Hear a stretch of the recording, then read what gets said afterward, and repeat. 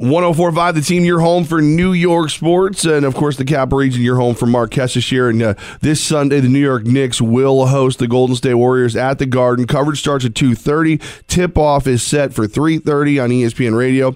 Joining us now is Kesty. He's got the call. He's got the play-by-play. Kesty, let's start with those Knicks. I mean, you got the injuries. You got the guys getting waived, and we haven't spoken in a while. I'm sitting like normally. Today is probably the first day I haven't worn it. I had to wash it. Wearing my free Oakley T-shirt. What do you make of the Oakley versus Dolan drama? Oh, man. I mean, of all the dramas we have in the NBA, right, there's so many great storylines, and Westbrook versus Durant, and all the other stuff that, kind of supersedes the games. That was the one that shocked, I think, all of us the most, right? Yeah, I guess just very unfortunate. Not surprising, I guess, amidst, what appears to be a lot of dysfunction down with that team. I've actually done my fair share of Knicks games this year. I think this is going to be my third or my fourth coming up on Sunday. But I don't spend enough time around the team. It's just, it was just very unfortunate, terrible optic. I don't even think it's really been resolved, to any real extent. But hopefully the on-court product, which, as bad as it's been at times, most times, they actually are still mathematically very much in this. I hate to say that because every time we look at the 8th seed in the West and in the East, you can go like 5 teams, that are 10 to 12 games under 500 that still have a shot. But for the Knicks, it's like every time you feel that, they come up with a loss that just, cuts you to threads. Like tonight against Philadelphia, how many times have they lost to them at the buzzer, have blown a big lead? So I can't put any real stock into it, but mathematically, amidst all the chaos surrounding the team, the ownership, former players, current players being injured, I guess they still mathematically have a shot if you really want to stay engaged. And that's the frustrating part about it. They're less than a handful of games back from Detroit in that 8th seed, but Knicks fans right now, they're struggling. Do they want to see the Knicks actually still somehow pull off a playoff spot and get that 8th seed, or do they want more ping-pong balls and get ready for the draft lottery? What are reasonable goals for Knicks fans for the next few weeks? Yeah, it's it's confusing because I think, look, the reality is great. You get the 8th seed and most likely you get swept by the Cavaliers. But now you got playoff games. You got 2 home playoff games. Hey, it's like the lottery slogan, you got a chance. You got a dream. Plunk down your change, and who knows, maybe we could shock the world. Probably not going to happen in a best-of-7 series that probably only goes 4 games, maybe 5 if you're lucky. It is a very deep draft, so you'd love to have some extra ping-pong balls, maybe move up in your position. But I work a lot with PJ Carlesimo, and he is always pounding away at me. Draft picks mean nothing to him. Sure, you might pick a good one. They're important. They're an important aspect of your team growing. But right now, when it's wins and losses, games on the floor, guys that are getting paid, he's not thinking the future. And I think as a fan, in some respects, you're thinking that, but you have to be honest and say, look, if I can get inside of the 15th pick, and it's deep enough where there might be, some solid picks at that range, but if I can get to 10 and inside 10, maybe I get something a little better. Because in the NBA, you're never too far away, right? You get a star or two, and you happen to hit at the draft a good young player. Now, all of a sudden, you might be more in the middle of the pack to the top third of the pack. Marc Kestecher with us right now. He's going to have the call for the Knicks versus the Warriors coming up on Sunday. Now, I got to believe that when you first saw that was your draw, you're like, okay, let's watch the track meet. But now with Durant being hurt, the Knicks actually, attempting to play the triangle and it kind of working against lesser teams, is this a more exciting game for you? I think so. A little aside story first was there was a few weeks ago we had a Knicks Spurs game on a Sunday afternoon. And the night before, which was February 11th, was Kevin Durant's return to Oklahoma City. So that's a no-brainer, right? I don't ask my bosses for anything, but back in August when the schedule came out, I said there's one game I really want to do, and it's Oklahoma City, Golden State, February 11th in OKC. It's Kevin Durant's return. And oh, by the way, the Knicks are going to get crushed by the Spurs. I want no part of that. So, of course, we did the Durant return. I fly to Syracuse because I've got a game the next day, and as I land, I get to the hotel, put on ABC, and Carmelo hits a shot, and the Knicks beat the Spurs. And I'm like, that would have been a fun game to call. Come on. So you never know. But anytime I see a Knicks game on my schedule this year, I'm convinced at some point it's going to go away, that the network's going to switch off. I still have another one in April. I've got Boston at New York. I think that might be on a Sunday or a Saturday night. I don't even know. I haven't looked that far ahead. But I always go in anticipating the necessity for B, C, D, and E material. Right. This was certainly one of them. So with Durant being out, it brings a lot of intrigue. It's a team that is making adjustments. We've seen back-to-back losses. They're going to have 2 days off. Steve Kerr's now has a reason to really get up in a team, that's a number one seed and still likely to come out of the West regardless of, injury, and San Antonio, being behind them by a couple or 3 games. So there's definitely a lot of intrigue. As far as the game itself, hey, if Steph and Clay don't get off to, good shooting starts, you wonder, even for those guys at their level of play, they want to see one go in. But they have so much talent and firepower, and the Knicks are who the Knicks are. Even though I just mentioned the Spurs game and they beat San Antonio, I guess anything can happen on any given NBA Sunday.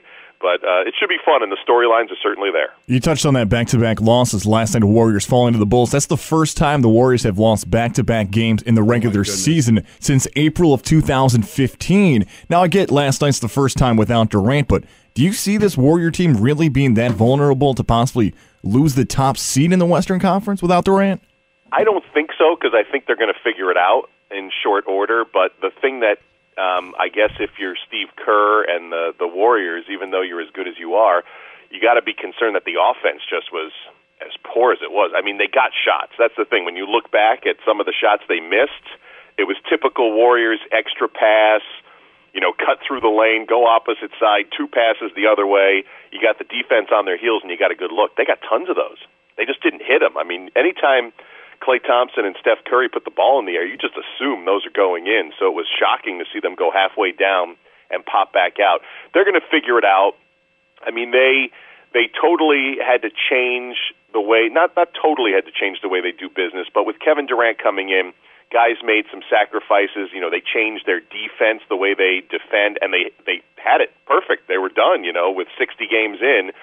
Durant's back to his numbers. Everybody's happy. They're humming along. And now it's going to take a little bit of an adjustment. It's in the middle of an East Coast road trip, so you're away from home. I guess Steve Kerr wasn't feeling too well anyway yesterday, so he's kind of, not 100%. And then they score 87 points, which is by far, way below their average. So I think they'll figure it out. The question then becomes when Durant does come back, if he comes back, and we assume he will, is now how much in shape is he, and how long does it take for them to hit back on full cylinders before the playoffs begin? Marc Kestecher with us right now. Of course, he's one of the best guys out of the Capital Region. Big talent. Mothership scoops him up, steals him away from us.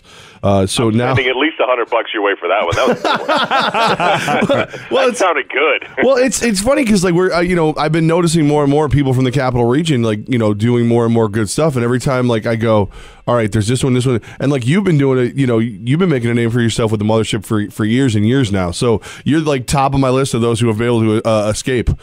Well, there's great talent that always comes out of Albany, and at least I think so.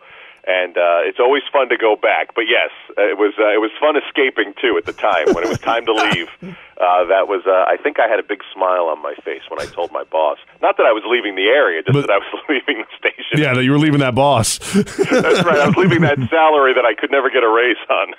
Kesty, now you said that you do a lot of calls with PJ Carlissimo. Now, when Latrell Sprewell is sitting next to James Dolan, I hate to bring the Oakley thing back. I know we already covered it, but he's the first guy I thought of. What is he saying right now while this is happening on television with Latrell Sprewell being honored?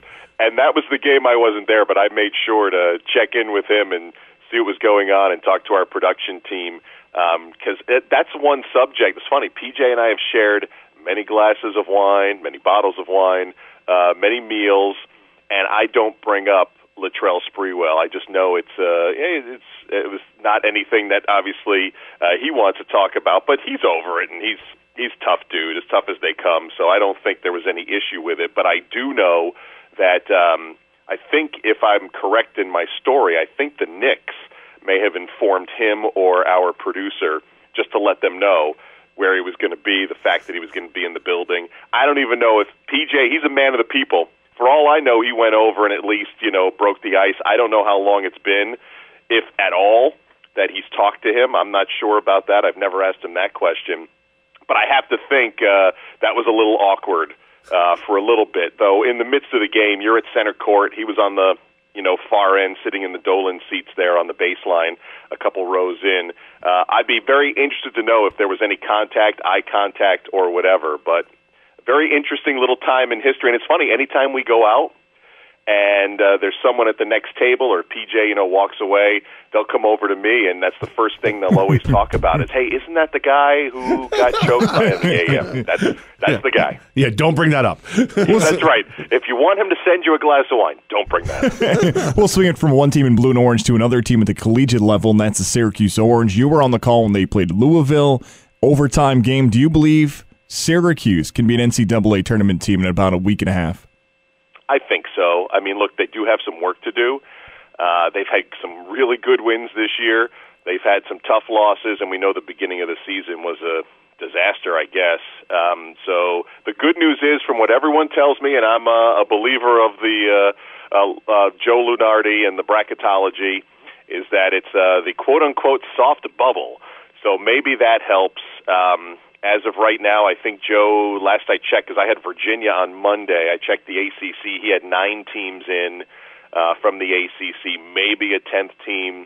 They could have some work to do, whether that, I think he had Georgia Tech on the outside, and he might have had Wake Forest on the outside looking in as well. But, you'd love to see them get the last win in the regular year. They probably, the way that conference is shaping up, going to have a tough game in the second round. I mean, you're going to have teams, not even with double byes, that are really good teams. I mean, you could have a Duke-Syracuse potentially. I haven't looked at the ACC standings the last couple of days, but I remember when I looked at them Monday, I'm thinking those 4 double byes, we already know Carolina has one of them. There's going to be some good teams that have to play in the second round. So they may have to get at least a win. You'd love to see them get 2 there, but I think, and I'm slightly biased, obviously, at the moment, not when I'm calling the game, but at the moment, I'd love to see them get in there. And, of course, with the tournament being in Brooklyn, they're going to have a lot more fans than they have had in the last few years since leaving the Big East, so maybe a little energy as well in the building. But I think from some of the big wins they've had this year, and in this year of college basketball that's wide open, I think for sure NCAA. Kesty, we appreciate your time. Marc Kestecher, you catch him on the call. Coverage starts 2:30 on Sunday, 3:30 tip-off as the Knicks could very well be going for their first 3-game win streak in like 12 years. The Knicks are playing defense. I know. You've said that all year. I know. What kind of bizarro universe is this? But Kesty, we look forward to your call, man, and I hope you enjoy the game at least. I will. Good chatting with you guys. We'll talk to you soon.